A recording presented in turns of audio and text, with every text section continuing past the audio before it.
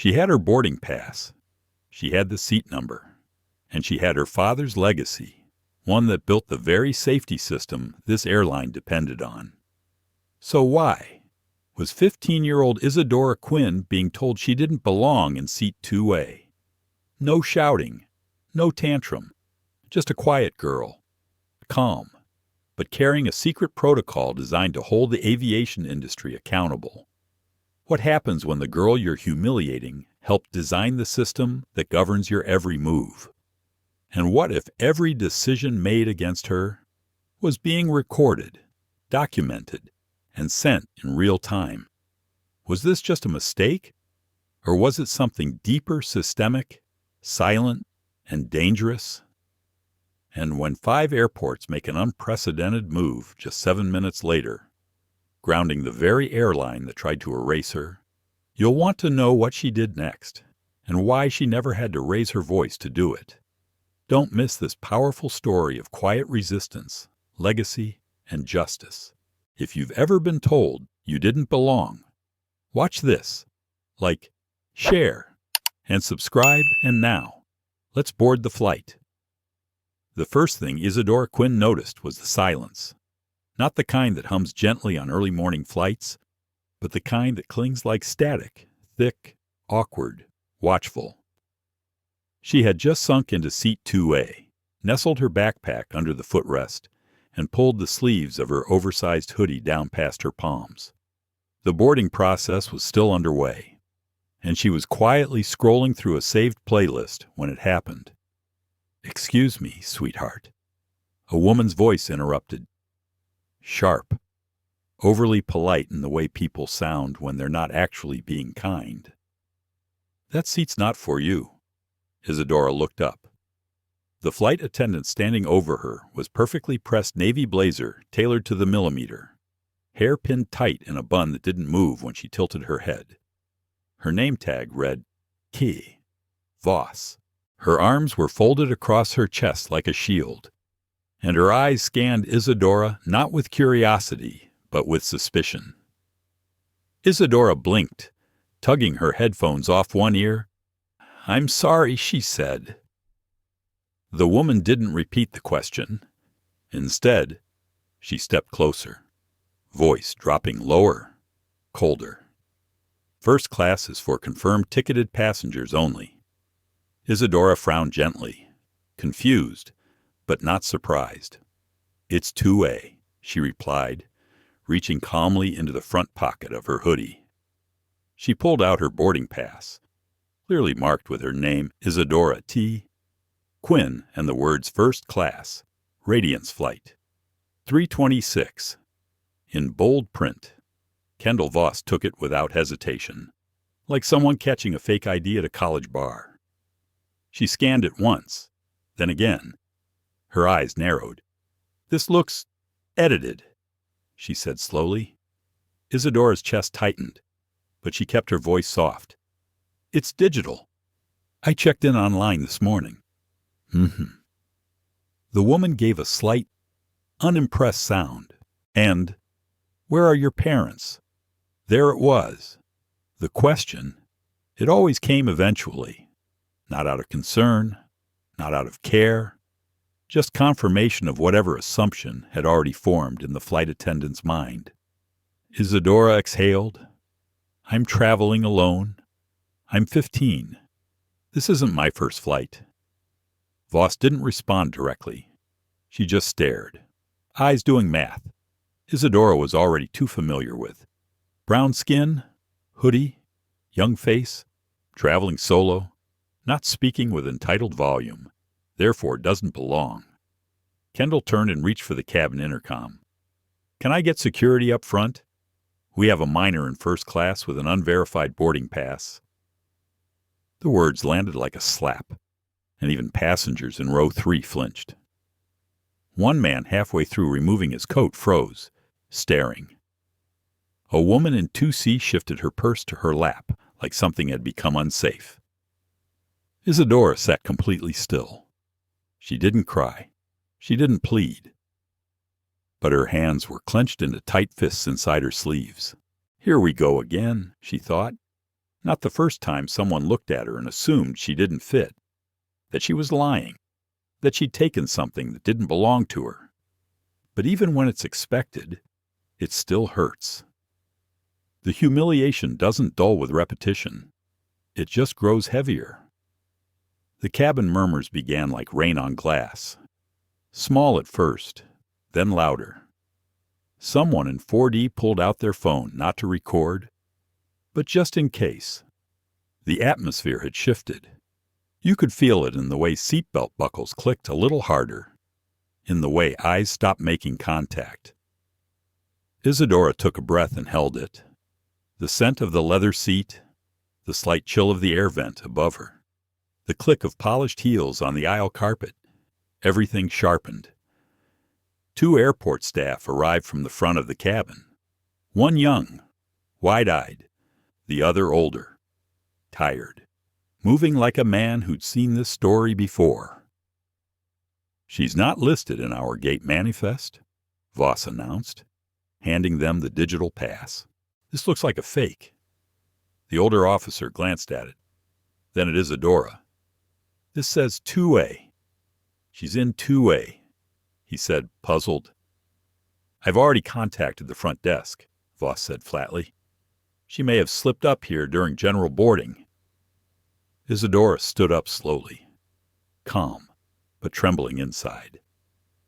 "I didn't sneak anywhere," she said, voice just loud enough to carry.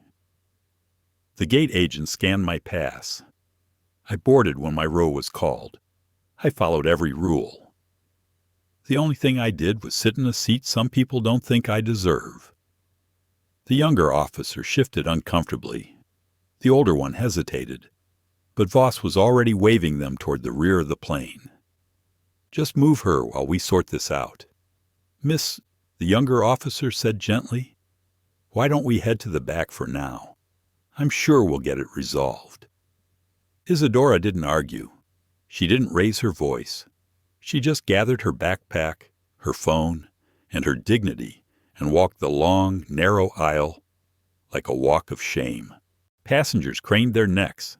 Some looked away. Others frowned slightly, but said nothing. Not one voice spoke up. She passed rows of briefcases and blazers, curled hair, and clean privilege, until she reached row 34. A middle seat, squeezed between a man already snoring and a teenager playing loud mobile games. Isadora sat. She swallowed the lump in her throat, and she reached slowly into her backpack. From a hidden pocket near the bottom, a spot no casual observer would notice, she pulled out a slim black device no larger than a passport. Matte finish, no logos, fingerprint locked. She placed her thumb on the side. A soft green light flickered. Access granted. Her father had called it the failsafe. Not a weapon, not a threat. A reminder that the system could still be forced to remember what it was supposed to protect. And now, after 3 years of silence, Isadora Quinn was about to remind it. Row 34B wasn't broken, but it felt like it. The seat cushion sagged slightly. The armrest between her and the snoring man on the left wobbled if touched, and the tray table in front of her had a faint smear of something sticky, maybe old juice, maybe regret. Isadora Quinn adjusted the straps on her backpack, placing it carefully beneath her legs.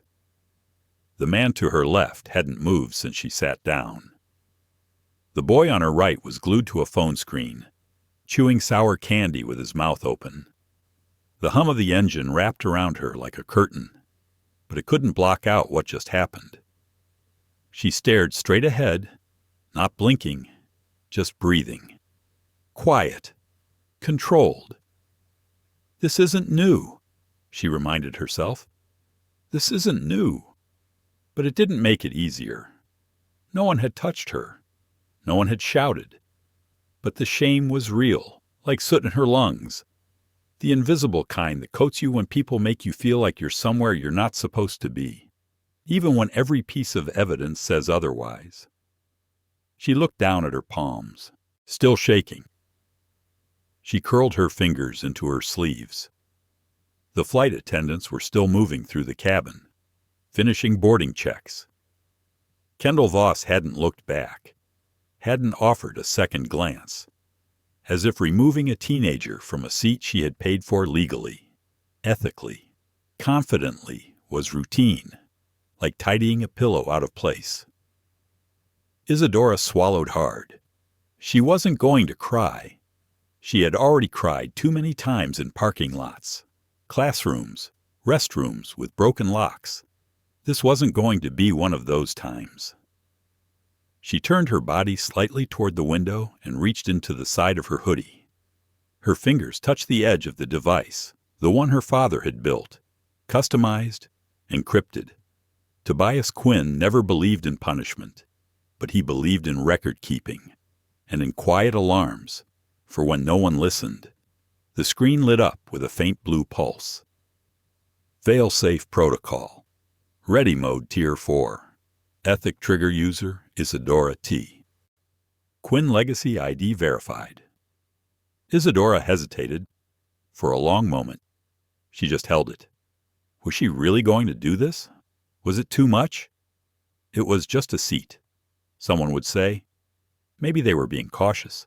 Another would suggest, don't overreact. Always came next. But deep inside, she knew it was never about the seat. It was about a reflex, a system built on assumption, not verification. It was about how people like her quiet, brown-skinned, alone were expected to explain themselves twice as often, apologize first, and disappear when it made others more comfortable. She remembered her father's voice. Systems don't correct themselves. People do. But only if someone makes them notice the break. And this was a break. Her finger hovered over the soft touch panel. Trigger protocol YN. She didn't press it yet. Instead, she tucked the device beneath her tray and leaned back into the seat.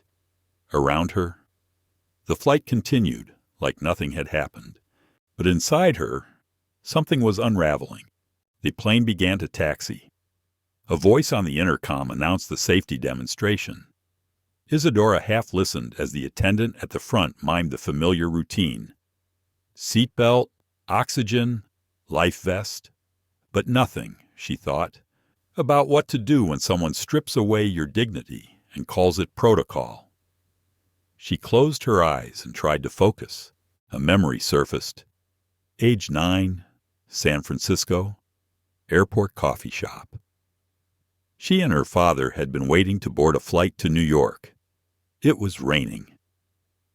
She remembered how he'd offered her half of his banana muffin and showed her how to tilt the laptop screen to avoid the glare.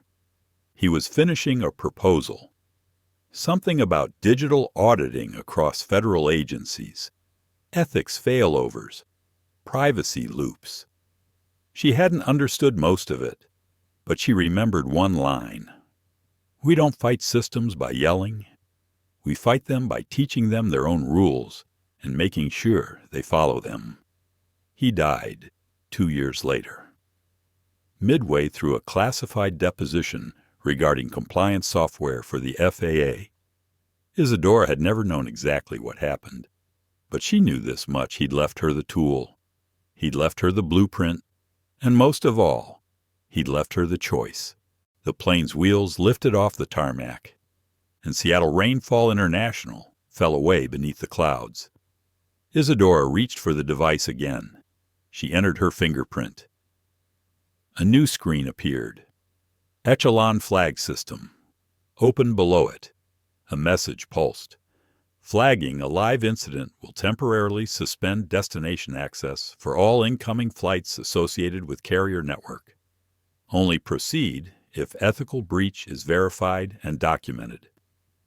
She selected violation type discrimination, passenger removal, minor carrier Radiance, Air Flight 326 gate, SRI 07 date, autofilled. She paused again, then she whispered, so quietly it was almost inaudible. I'm not here to punish. I'm just here to remind you. I exist. She tapped confirm. Whoa, the screen dimmed. Nothing dramatic happened. No alarms. No flashing red lights.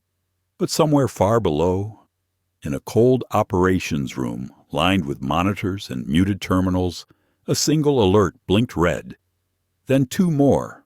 Then 5. At Charlotte Douglas International. A system operator raised her brow. Hey, we just got a Tier 4 ethics flag on Radiance Air. Flight 326. Her coworker leaned over. Source. She clicked twice. The name appeared. Quinn. Isadora T. There was a beat of silence. Wait, he said. Voice suddenly quiet. That Quinn. She didn't answer. She just reached for the hotline. Back in 34B, Isidora folded her hands in her lap and stared out the window. The clouds were thick, but above them, she knew, the sky was still wide. And her father had always told her, it's not about flying high. It's about flying with purpose. Today, that purpose had begun. And for the first time in a long time, she didn't feel small. She felt heard, even if no one else knew it yet. At exactly 10 Eastern Time, a soft chime echoed through the flight coordination suite at Charlotte Douglas International Airport. It wasn't a warning alarm. It wasn't even loud. Just a faint blinking symbol in the upper corner of Terminal 6's air traffic dashboard, like an email waiting to be read. Hey, Jenna, said a young technician with a headset slung around his neck. We just got a compliance echo. Jenna Martin, Senior FAA Ethics Liaison on site, looked up from her report. Echo from who? He tapped a few keys. A profile popped up. Radiance Air Flight 326, Origin Seattle, Rainfall International Destination, Atlanta Ashmore Terminal Flag Tier 4. Ethics trigger active filed by legacy user ID Quinn. Isadora T. The technician blinked. Jenna stood immediately. Her face changed. Lock the terminal feed. Initiate triple node verification. But what's a Tier 4 ethics trigger, he asked. She didn't answer directly. Instead, she said, quietly, notify Ashmore, Fortmore, and Newark. Lock all Radiance gates. Get me FOI command. Then she added one word under her breath.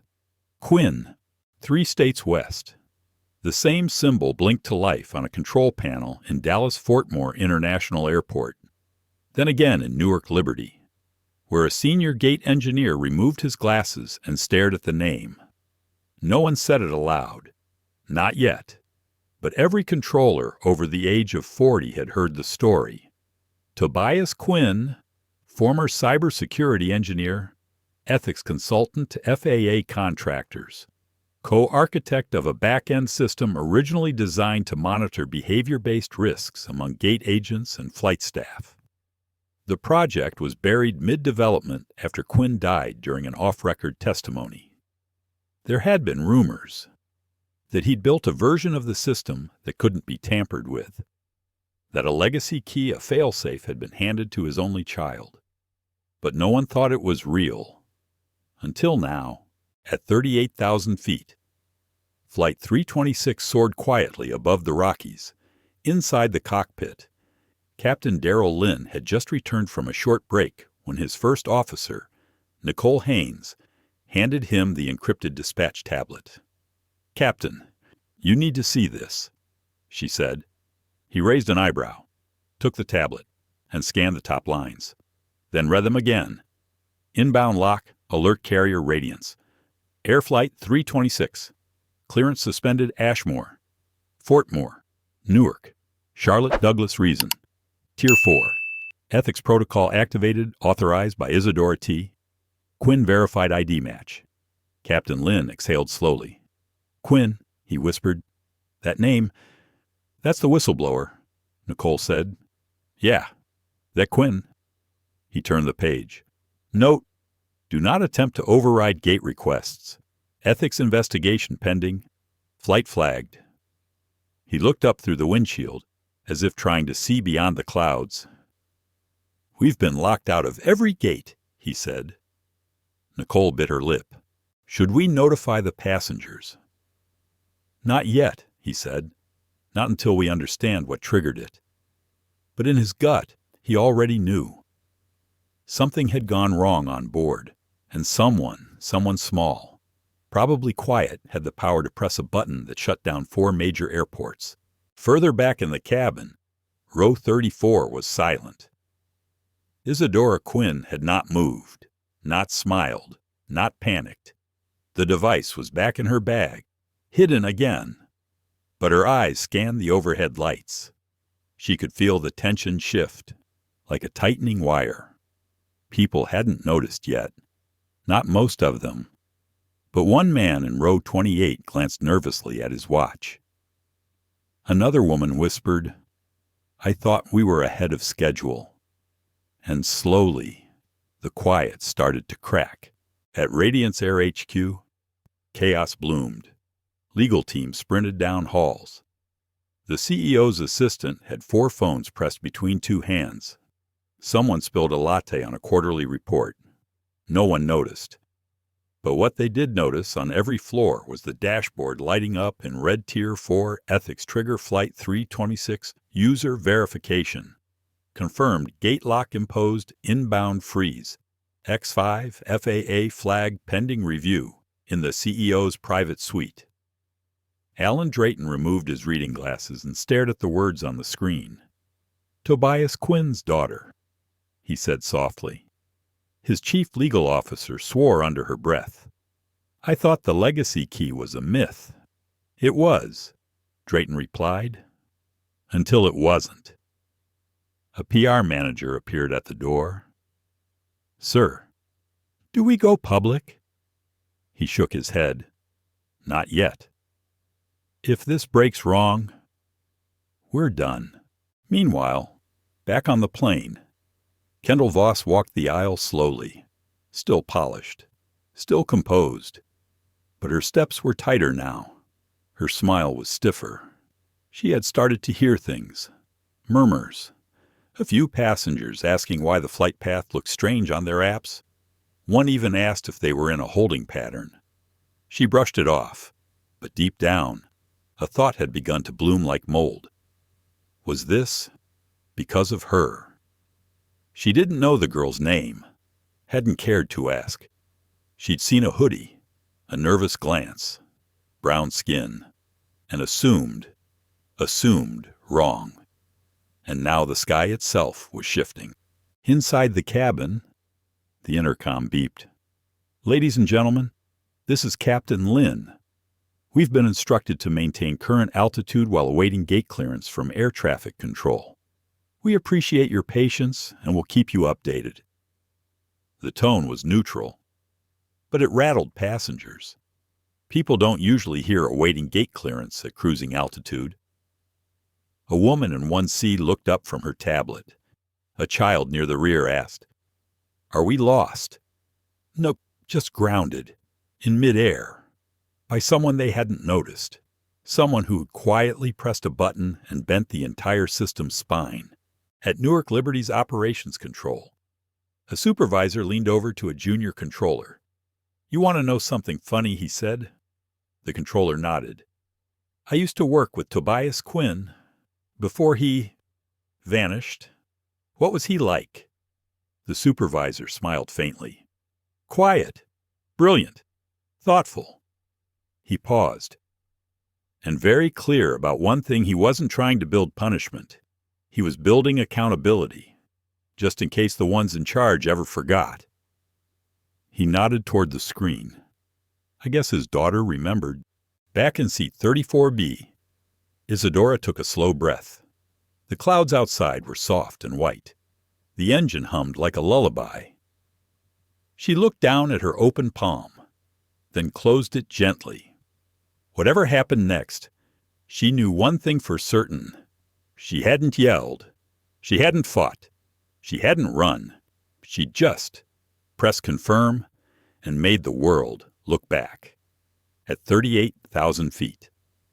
Radiance Air Flight 326 glided through open air like nothing had changed. From the outside, the aircraft was steady, sleek, unbothered. Just another blip across radar screens. But inside the fuselage, tension rippled like a second atmosphere, invisible but undeniable. The first signs came quietly. A businessman in Seat 3D opened his flight app and frowned. "It says we're circling," he muttered. In row 7, a woman in a coral blazer looked out the window and whispered to her seatmate, "I think we passed the same cloud formation twice." Children began to stir. Parents exchanged uneasy glances. Still, no one said anything out loud, not yet. But the air had changed, not because of turbulence, because the flight was in holding pattern. And passengers weren't used to being stalled mid-air without a reason, especially not first class. Kendall Voss knew that tone in the captain's voice. Too calm, too clipped. She finished pouring a ginger ale in row 2, then stepped behind the curtain and pressed the crew intercom. "This is Voss," she said into the handset, "requesting clarification on delay. Static." Then the first officer's voice crackled back, "Cabin crew. Report to the cockpit. Captain's orders." Kendall blinked. That wasn't standard phrasing. She handed her tray to a junior attendant and walked briskly to the flight deck. Captain Lynn didn't look up when she entered. He was staring at the tablet on his lap. Next to him, First Officer Haynes had her headset halfway off, her expression unreadable. "What's going on?" Kendall asked. Arms crossed. Captain Lynn turned the screen toward her. "I'd like to ask you the same thing." On the display, Ethics Protocol, Tier 4 Active Trigger Passenger Isadora T. Quinn Carrier Radiance. 326 clearance denied. Ashmore, Fort Moore, Charlotte Douglas, Newark, Sacramento. Kendall felt her stomach drop. "I don't understand." The captain's voice remained level. Passenger Quinn was removed from seat 2A prior to takeoff. Why? Kendall straightened. She didn't look like she was supposed to be there. Young, alone, hoodie. "I asked for her boarding pass. Did you verify it?" "Yes." It looked printed. She checked in digitally. Kendall hesitated. It looked suspicious. "Did you ask for ID?" "No." She stopped. Because she hadn't. She'd asked, "Where are your parents?" She'd assumed. She'd summoned security. She hadn't checked the manifest. She hadn't confirmed the barcode. She'd just moved her, like a backpack left in the wrong seat. Captain Lynn didn't raise his voice. That made it worse. "This passenger just triggered a lockdown that has blocked 5 airports and frozen Radiance's inbound traffic across 3 states.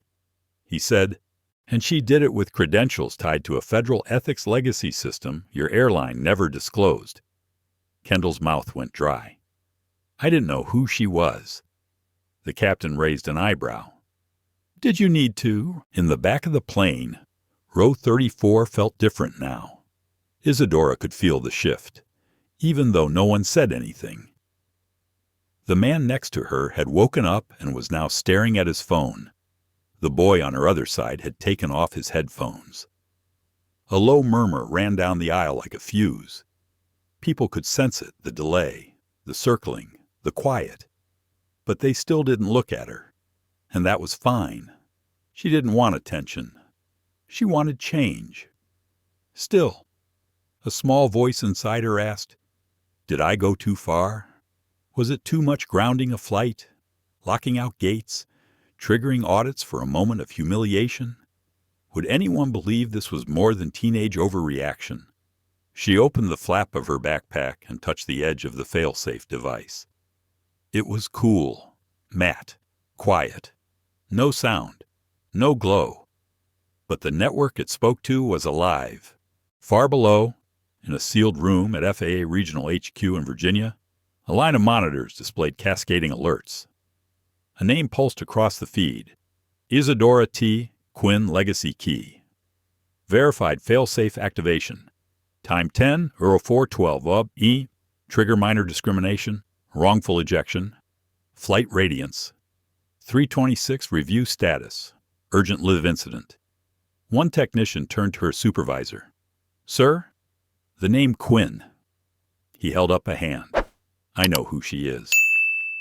There was silence for a moment. Should we escalate to federal inquiry? The technician asked. The supervisor didn't answer right away. Instead, he said, open the Quinn archive. At that same moment, over in Atlanta, Ashmore Terminal, a silent gate freeze locked down Radiance's next 5 inbound flights. 3 were domestic, 2 were international. No announcements were made, but behind the scenes, 2 major booking platforms temporarily suspended Radiance's first-class guarantee banner. A single system had quietly questioned the legitimacy of gate-level authority, because one girl had been told, "This seat's not for you." And now the world was responding. In the cockpit, Captain Lynn turned to Kendall one last time. This wasn't about her boarding pass, he said. This was about your assumption, and your assumption just grounded us across half the eastern seaboard. Kendall's hands were shaking now. I didn't mean to. I believe you, Lynn said, but it doesn't matter. And that was the truth. It wasn't personal, but it was systemic. Back in 34B, Isadora closed her eyes for a moment. Then she opened her phone and typed a message in a locked app linked to the failsafe. Status update: passenger remains seated. Calm. No further incident. Emotional log conflicted. Not angry. Not proud. Just tired. She saved it without sending. Then glanced out the window. The clouds passed slowly now, almost like they were waiting too. In seat 12A, a retired school teacher leaned toward her husband. That girl in the back. Did you see what happened? He nodded. I think she made the whole plane stop. And for the first time in decades, they weren't scared. They were curious. In a windowless office on the 12th floor of Radiance Air headquarters, Marla Quinn stood absolutely still. The email had arrived without subject or sender, routed through a legacy security line no one had touched in years. Only one thing blinked inside the body of the message. Failsafe Tier 4, activated user Isadora Quinn time of trigger 10:04 Mo, Flight Radiance, 326, gate origin, Seattle rainfall. Marla didn't sit. She didn't even blink. Instead, she reached into the bottom drawer of her locked filing cabinet and pulled out a worn leather notebook, the same one she and her brother Tobias had shared when they first began designing the Echelon compliance architecture 12 years ago. She flipped to the final page. Handwritten in faded blue ink, failsafe must be airbound. Only legacy key can trigger Tier 4. Only if trust is broken. Only if... Marla exhaled slowly. That girl, her niece, the one she hadn't seen since she was 12. The daughter Tobias had shielded, quietly, from all of this. And yet, somehow she'd found the key. And she'd used it.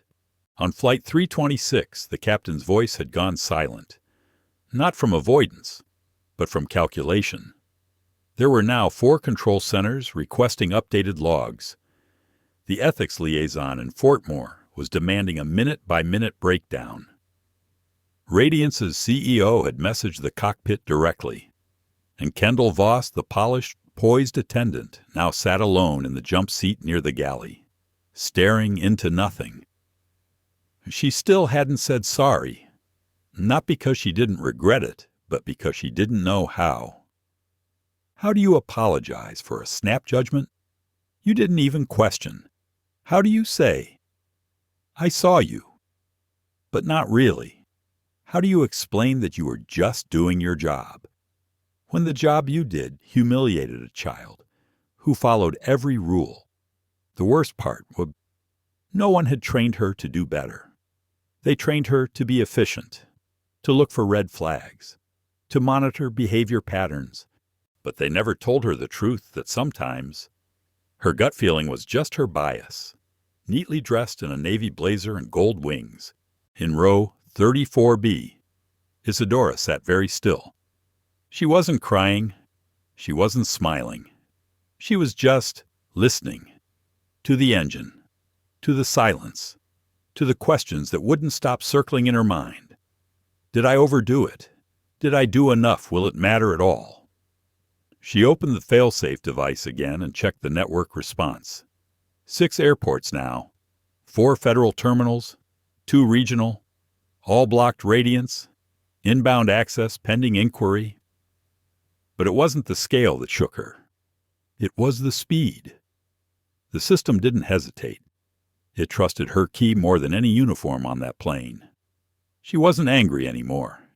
Just changed. At Fort Moore International, the deputy director of gate operations stared at the list of grounded Radiance flights.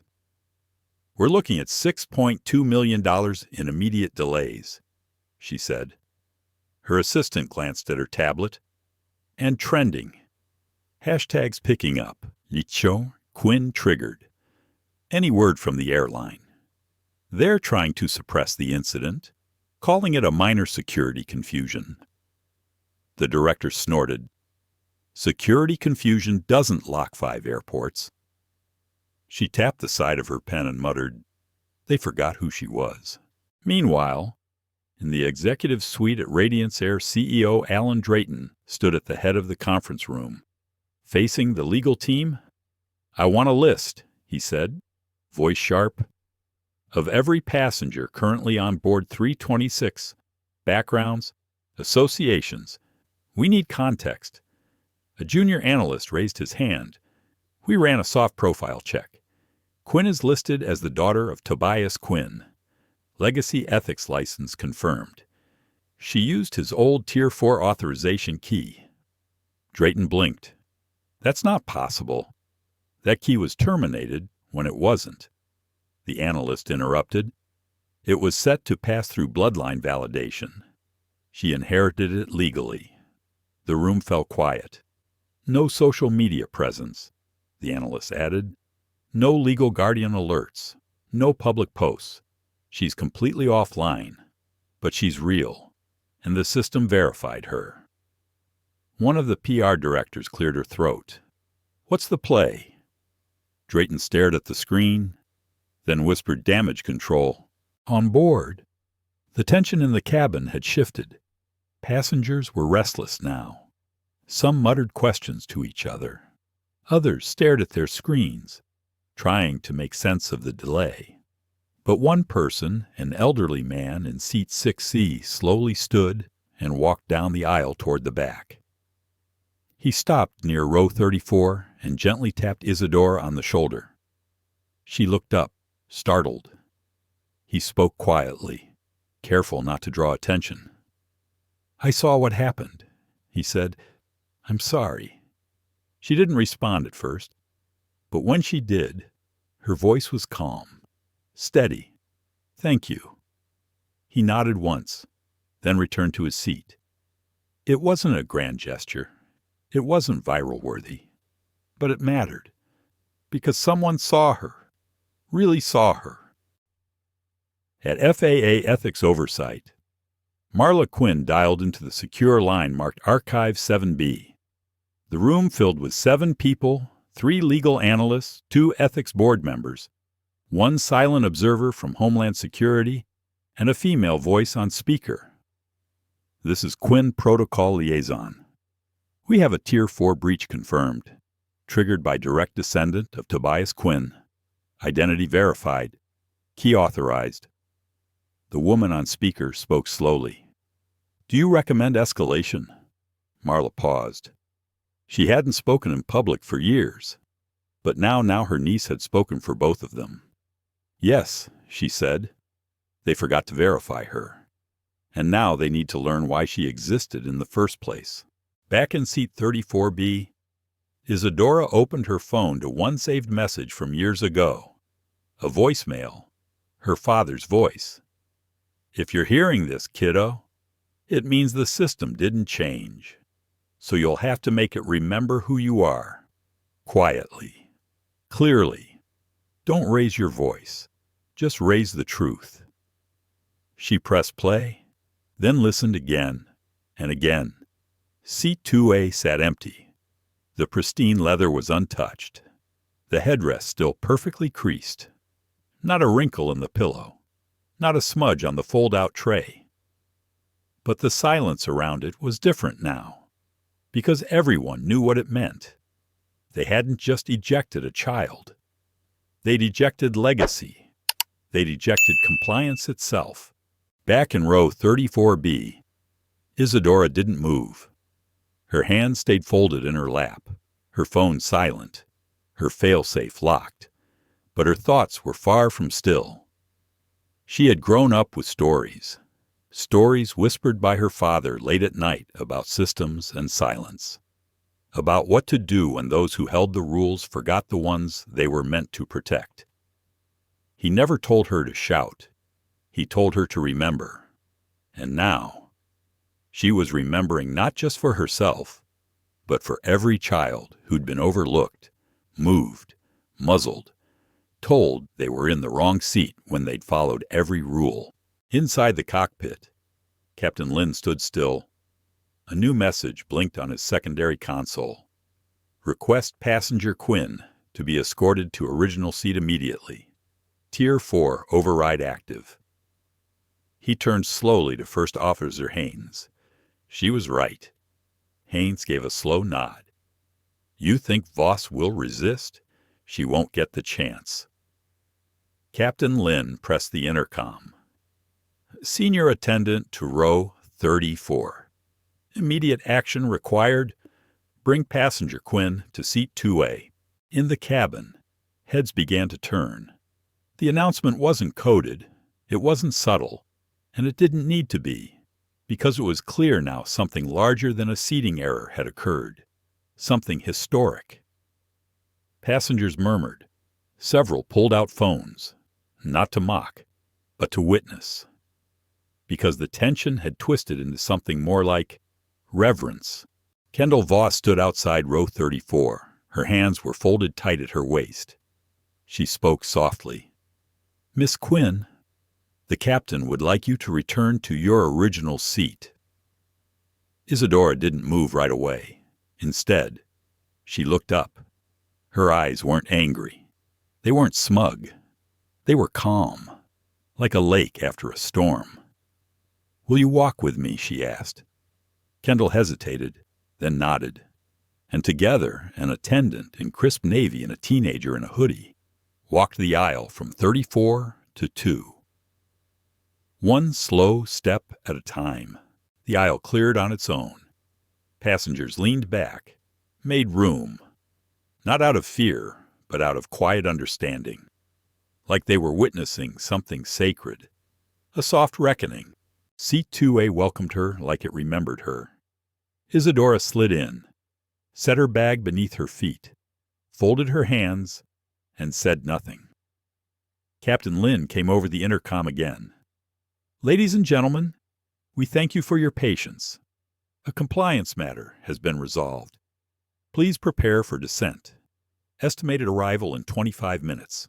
But the story was just beginning, because inside Ashmore Terminal, security staff were preparing something else.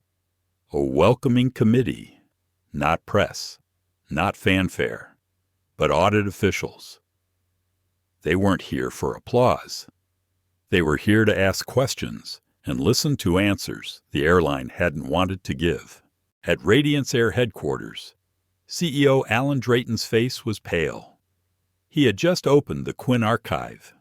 Inside were files not seen in over a decade, case studies, training protocols, legacy flags on racial profiling, silent bias, gatekeeping behaviors, all built under Tobias and Marla Quinn's ethics systems. Systems that weren't just suggestions, they were federally coded compliance gates. And now, they'd been violated by his own crew, on a broadcasted flight, under a teenage girl's silent watch. Drayton sat down hard in his chair. He finally understood what he was up against. This wasn't about a child. It was about the return of everything Radiance had quietly buried. Back in 2A, a quiet alert blinked on Isadora's failsafe. Incoming message. Marla Quinn, subject. Welcome back. She opened it slowly. You don't know me yet, but I know who you are. You did what few adults would dare. You held the system accountable. Quietly. When you land, we'll be waiting. And this time, you won't walk alone. Marla Isadora let the message settle in her chest like warmth. Not pride, not victory, just confirmation that she wasn't alone anymore. The descent began. Wheels down, flaps open, but heart still circling. The moment Flight 326 touched the runway at Atlanta Ashmore Terminal, the cabin filled with that strange stillness that only comes after turbulence, physical or emotional. Seatbelts clicked, necks craned toward windows, but Isadora didn't look outside. Her eyes were fixed on the seat back in front of her, not in fear, but in preparation. Because this wasn't the end. It was the beginning of whatever came next. Kendall Voss stood by the galley, palms pressed flat to the counter. She had executed countless landings, assisted hundreds of passengers to safety, but this moment felt different. Her name would be in the incident log, her actions now attached to federal ethics review.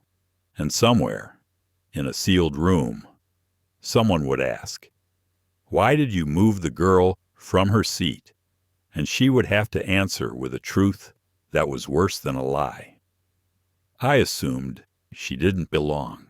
The doors opened, and the terminal was quiet. No cameras, no police, no chaos. Just 3 people standing past the jet bridge in dark suits and low expressions, one of them holding a silver tablet, already recording. Behind them, a woman stood still, her blazer understated, her posture upright. Marla Quinn. Isadora stepped onto the bridge slowly, one hand gripping the strap of her backpack. Marla didn't move, didn't speak, until they stood just 2 feet apart. Then softly, you made it. Isadora nodded. I didn't know you'd come. Marla's voice didn't rise. I've been waiting for someone to remind the system what we built it for. She turned to walk. Isadora followed without hesitation. Back inside the plane, Kendall watched the girl disappear into the crowd of officials. The seat now empty again, but not forgotten. Captain Lynn stood behind her. You'll need to make a statement, he said. Kendall nodded slowly. I know. She wasn't trying to embarrass you. I know that too. Then she added, quietly, she was just trying to sit where she belonged. The FAA's internal ethics review began within the hour. In a sealed meeting room above Concourse B, Marla Quinn unscrolled the archived flight logs from Tobias's original protocol. Isadora sat beside her, silent. An agent across the table asked Miss Quinkin, you confirmed that you were forcibly removed from seat 2A without cause. Isadora didn't blink. Yes. Were you asked for ID? No. Was your boarding pass visible? Yes. And the attendant's rationale? Isadora hesitated, then replied in a voice soft but certain. She said I didn't look like someone who belonged there. Silence fell. Marla didn't speak. She didn't need to. The system was recording now. Outside, in the press lobby, Radiance Air issued a statement. Cold, sanitized. We regret the inconvenience experienced by one of our passengers today. Radiance Air is committed to inclusivity and is conducting a full internal review of the boarding error on Flight 326. Boarding error, not discrimination, not profiling, just error, just miscalculation. like Isadora was a misplaced suitcase. But on social media, things were different. Footage from inside the plane had surfaced passengers whispering as the girl was escorted down the aisle, her hoodie slung low, her eyes unwavering. Hashtags spread like wildfire. Your car eat your seat, Wang Chu. Failsafe girl, Radiance exposed. And then, the video that changed everything. The moment she returned to first class, the aisle parting like ceremony, her silence louder than any scream. People saw it for what it was: not defiance, not rebellion, dignity. In a private corner of the FAA ethics building, Marla and Isadora shared a meal in silence. 2 bowls of soup, 2 glasses of water. No press, no questions. Then Marla spoke. I spent 15 years building protocols no one believed we'd need. But I never thought it would be you. Isidora stared into her spoon. I didn't want it to be me either. Marla placed a folded letter between them. Handwritten, from Tobias Quinn. If she ever has to use it, tell her I'm proud. Not because she triggered the failsafe, but because she did it quietly, and clearly, and kindly. Isadora read it. Once, then again, and again, until her hands stopped shaking. Later that night, Radiance Air's CEO, Alan Drayton, received a federal subpoena, compliance records, training modules, all flagged under Legacy Ethics Oversight Act, Section 42B, and on his desk, someone had left a post-it with 3 words, unmarked. She remembered everything. Back in her hotel room, Isadora sat cross-legged on the bed, her hoodie still zipped halfway. She opened her journal and wrote, I didn't mean to start a movement. I just wanted to sit down. Then, after a long pause, she added, but maybe some movements start exactly like that. The hearing room was colder than expected, not in temperature, but in tone. Gray walls, fluorescent lights, 1 long oak table in the center. On one side, FAA officials, compliance analysts, ethics observers. On the other, a 15-year-old girl in a gray hoodie, and a woman who had spent half her career trying to make sure a day like this never came. Isadora Quinn didn't fidget. She didn't tap her feet. But inside, her thoughts were circling like planes in a holding pattern. Do they believe me? Will it matter if they don't? What if this changes nothing? The lead investigator, Elliot Marsh, cleared his throat and began. Miss Quinn, we've reviewed the documentation triggered by your failsafe activation. Your access was verified through Tobias Quinn's legacy protocol. Isadora nodded. We'd like to understand the intent behind your actions. Her voice was calm, but deliberate. I was removed from a seat I had the right to occupy. I didn't yell. I didn't argue. I used the protocol my father built to document the violation. That's what it was designed for. One of the younger ethics observers whispered to the person beside her.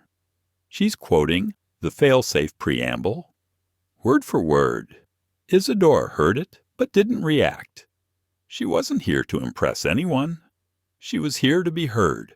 Outside the room, Kendall Voss sat in a waiting lounge, her hands folded in her lap, unread newspaper in front of her. For days now, she had felt like she was walking through water slow, heavy, ashamed. 1,000 passengers, 1,000 interactions. And yet, this was the one that echoed. Because it wasn't just a mistake. It was a mirror. And for the first time in her career, Kendall was afraid to look into it. She had asked the legal team if she could apologize in person. They'd said no. Not yet. Let the process play out. They said, but something inside her had already started breaking open, and no process could undo that.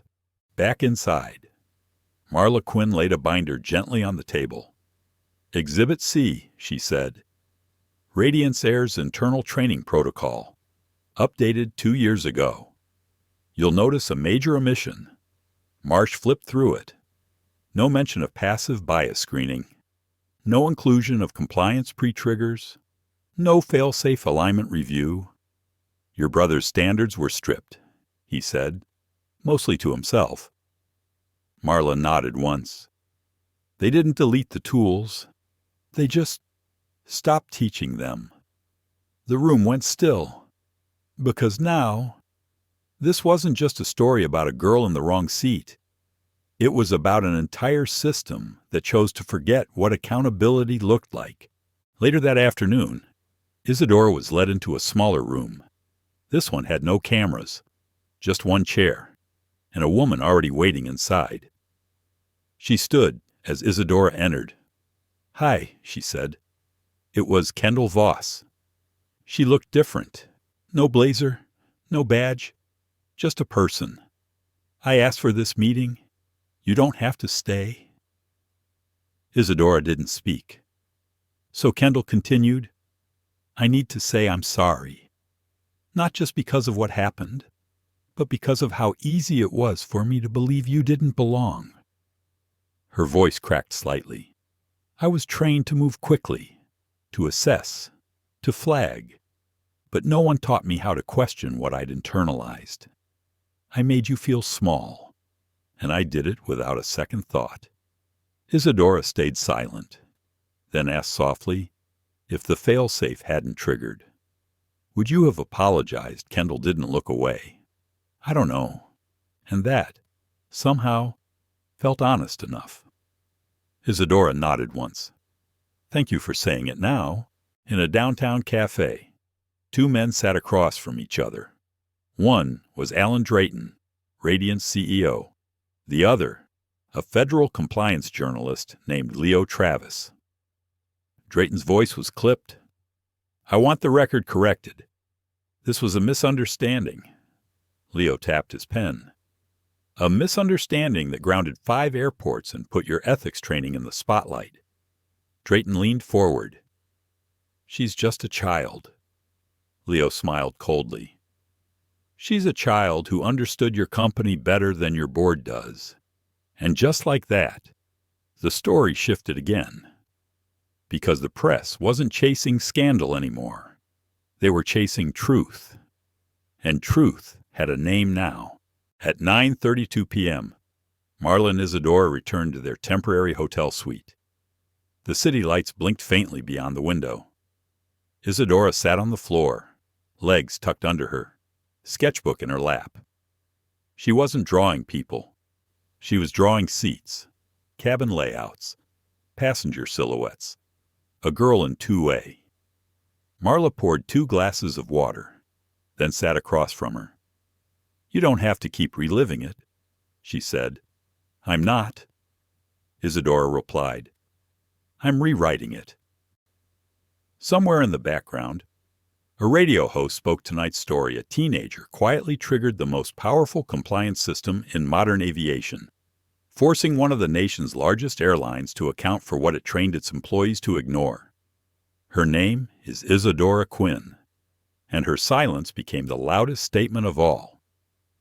By the end of the week, the phrase "the girl in 2A" had become shorthand for something far bigger than a boarding error. It wasn't just trending. It was transforming. Universities were debating it. Newsrooms were dissecting it. Parents were explaining it to children, not as a scandal, but as a lesson. Because somehow, a teenager with a valid boarding pass, a worn hoodie, and a lineage she hadn't asked for, had pulled an entire industry into the mirror. At Radiance Air headquarters, the boardroom felt like a courtroom, except no one needed a gavel, because silence itself had become the judge. "Let's be honest," said Board Director Celia Monroe, pacing slowly by the projection screen. "This isn't just about Seat 2A. It's about what we've trained people to assume when they see a child of color sitting in first class." A long pause. The VP of Corporate Image, flushed and defensive, interjected. "It was a personnel lapse." "No," Celia snapped. It was a cultural blind spot, and we handed our flight crew the flashlight. Someone exhaled sharply in the corner. No one dared speak for a while. Then, another voice at the table. "What do we do?" Celia turned. "We asked the person we failed." Meanwhile, Isadora and Marla sat in a conference room with a panel of FAA policy writers. These weren't compliance investigators. These were architects, people who decided how airlines operated not just legally, but structurally. A woman in her 50s, with sharp glasses and a slow, careful voice, leaned forward. "Isadora, what would you change?" The question hung in the air. Isadora blinked. For days, she'd answered questions about what happened. Now, they were asking her what should happen, and her voice, though soft, didn't tremble. "I would rewrite the assumption." The room tilted slightly. She clarified, "Don't just retrain employees to look for errors. Train them to look for biases in their first reactions. Not just what's wrong on paper, but what's being misread in people." Back at Ashmore Terminal, someone installed a new digital plaque on the jet bridge to gate 12C Seat 2A compliance. Triggered, protocol activated, dignity defended. In honor of the passenger who reminded us that quiet truth is still truth. Travelers stopped to photograph it. Some cried. Others simply touched it in passing, like it mattered. Because it did. Isadora watched it from a distance. She didn't need fanfare. She just wanted the seat to be there next time for someone else. Someone who didn't know the protocol, didn't have a legacy name, didn't carry a tablet or access clearance, just a seat and a right. That was the change she cared about. Later that day, Marla took Isadora to meet someone she hadn't seen in years. Not family, not friends. A woman named Rhonda Elias, one of Tobias Quinn's earliest compliance collaborators, now nearly 70, a legend in regulation, but reclusive. She met them in a quiet cafe on the edge of the city, wearing a scarf and large glasses. "I heard," she said simply, sliding into the booth. "I saw what you did." Isadora didn't know what to say. Rhonda poured her tea slowly. "You didn't make noise.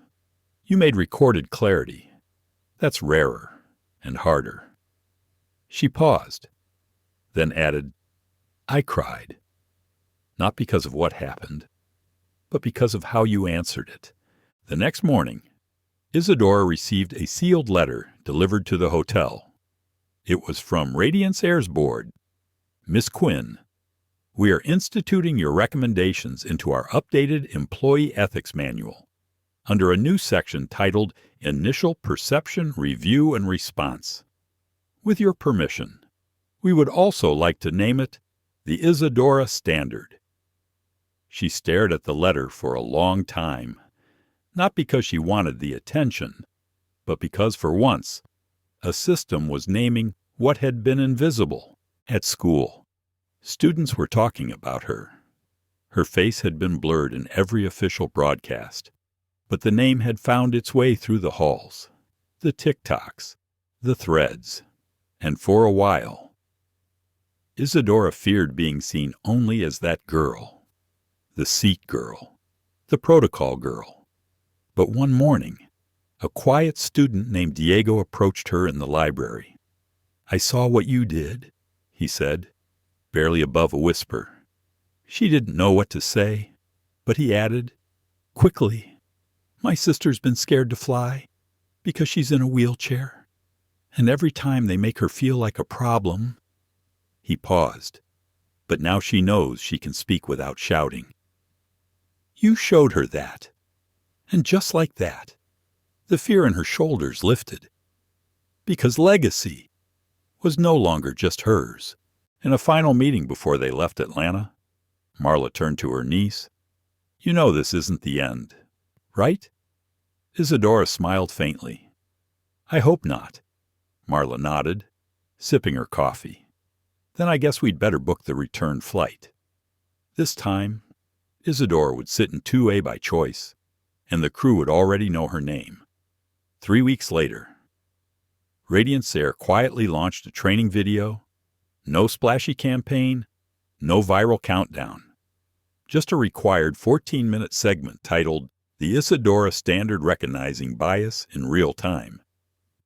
The video began with 2 clips.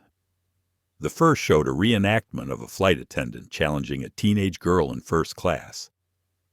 The second showed the same attendant pausing, checking her tablet, and choosing not to escalate. The message assumption is not safety. Assumption is risk.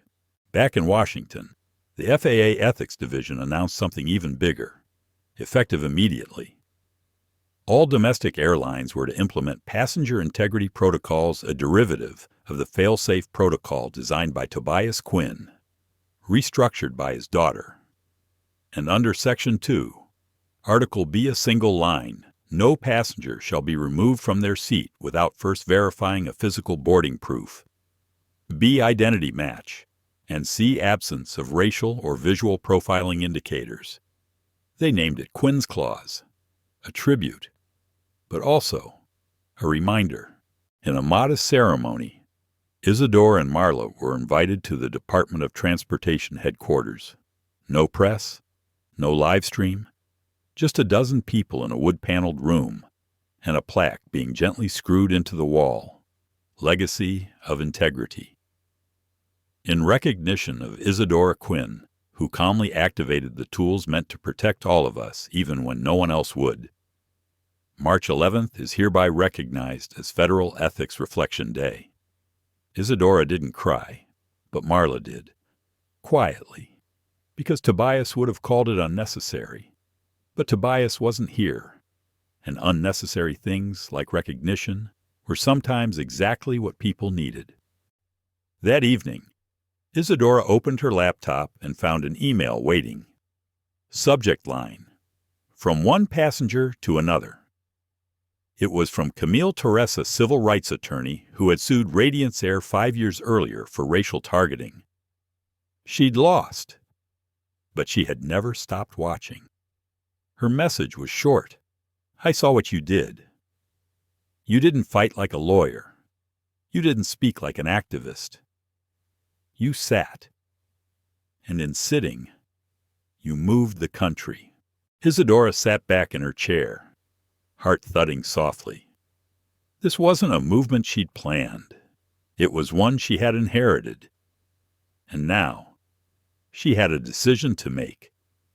Would she return to the quiet life of homework and sketchpads, or would she follow the path the seat had opened? That weekend, she and Marla flew back to San Jose. No press, no protocol, just a flight.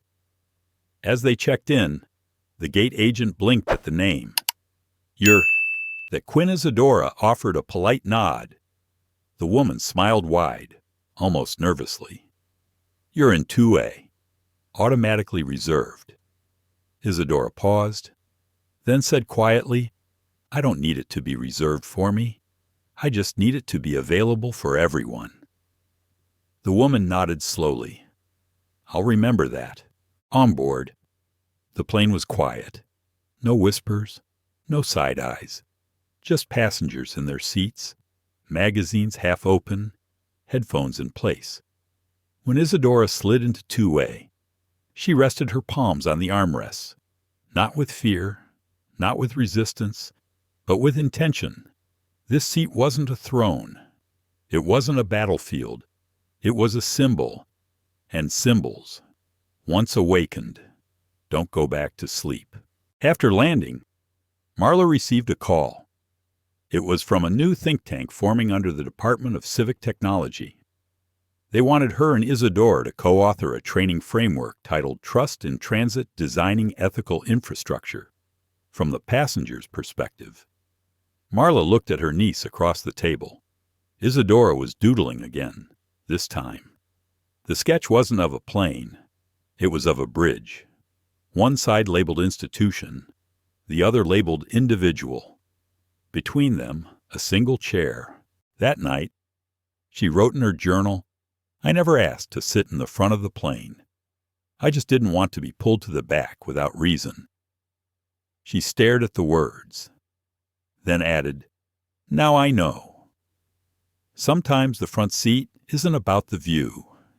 It's about visibility, and in hundreds of airports across the country, quiet changes were taking place. New signs, new language, new reflexes, but most importantly, new questions. Instead of, 'Why are you sitting here?' staff were beginning to ask, 'How can I help you stay where you belong?'" It started with a middle schooler in Nebraska. She had seen the clip of Isadora's tribunal hearing. She didn't understand all the rules, but she understood one thing. The girl didn't yell. She didn't cry, but people listened anyway. So she wrote her first essay about bias, titled it "The Power of 2A." Her teacher posted it on Twitter. 3 hours later, the superintendent asked if it could be read at the next district assembly by morning. The Power of Day was trending. In Brooklyn, a young man named Elijah boarded a flight wearing a sweatshirt with the words, "Don't assume my seat. Assume your bias." The flight attendant smiled. "I like that," she said. Elijah looked surprised. She leaned in slightly. "We just took the new Isadora training last week. Changed how I see everything." That moment was quiet, but it changed him, because for the first time in years, he boarded a plane without feeling like a potential problem. He felt human. Meanwhile, Isadora sat on her bed in San Jose, surrounded by letters, hundreds, from all over the country, some typed, some handwritten in messy pen, some folded into notebook paper from kids in detention centers, youth shelters, charter schools. One had no return address, just a line, "I didn't think I mattered until I saw someone like me stay seated." She read that one 3 times, then gently tucked it into the front cover of her sketchbook. Marla knocked softly on the door. "You okay?" Isadora nodded, just overwhelmed. Marla sat beside her. "These letters aren't because you spoke loudly," she said. "They're because you stood firmly." Isadora smiled faintly. "But I was sitting." Marla chuckled. "Exactly." Later that week, Radiance Air announced the retirement of 3 senior executives. They cited organizational misalignment and visionary differences. But the board made it clear. They were rebuilding not just a brand, but a blueprint. And under the new plan, a Passenger Advocacy Council would be created by people under 25.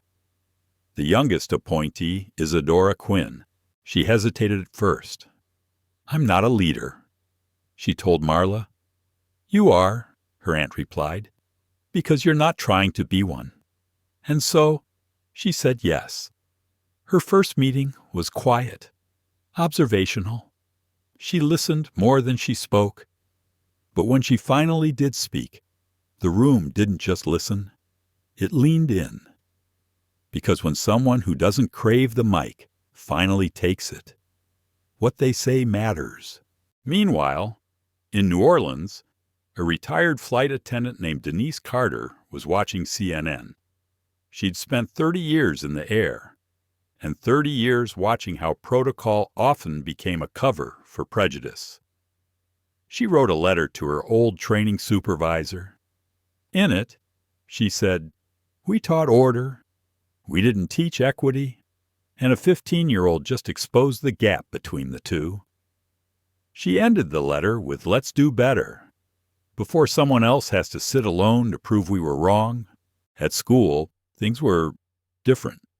Some teachers tiptoed around her, some students whispered, but most simply watched. And over time, the story faded from headlines, but not from memory. One day in the hallway, a freshman stopped her. "You don't know me," she said shyly, "but I had an incident on the bus last week. They tried to move me to the back because someone else didn't want to sit next to me." Isadora blinked. "What did you do?" I said. My seat was assigned, and I'm staying right here. A pause. And it worked. That night, Isadora pulled out her tablet and opened a blank canvas. She didn't sketch a plane this time. She sketched a circle.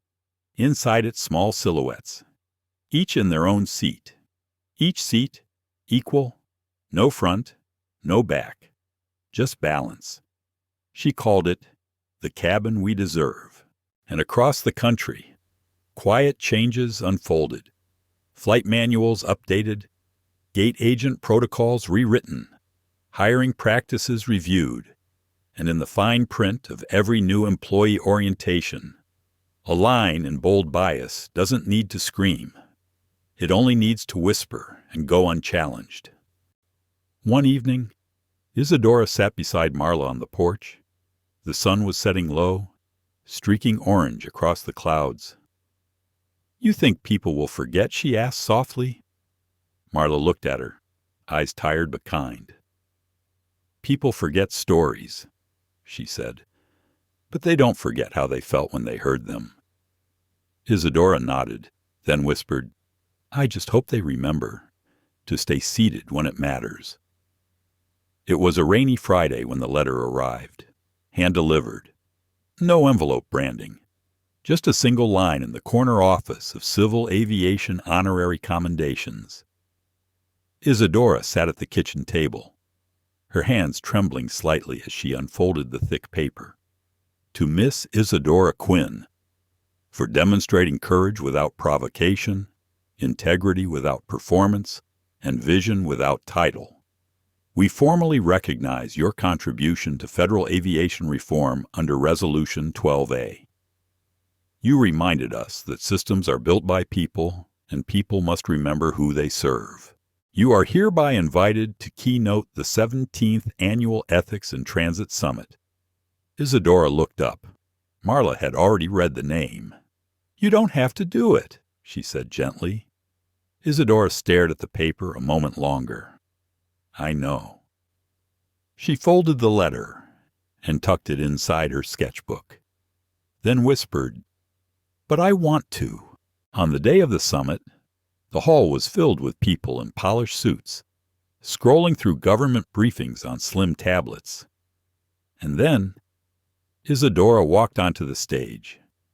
No teleprompter, no script, just a seat placed next to the podium, quietly symbolic. She sat in it for a full minute before standing, then looked out at the crowd and spoke. "I was never supposed to be here. Not because I wasn't capable, but because the systems didn't expect someone like me to belong in that seat. I didn't make noise. I followed the rules, and I still became the problem in someone else's story.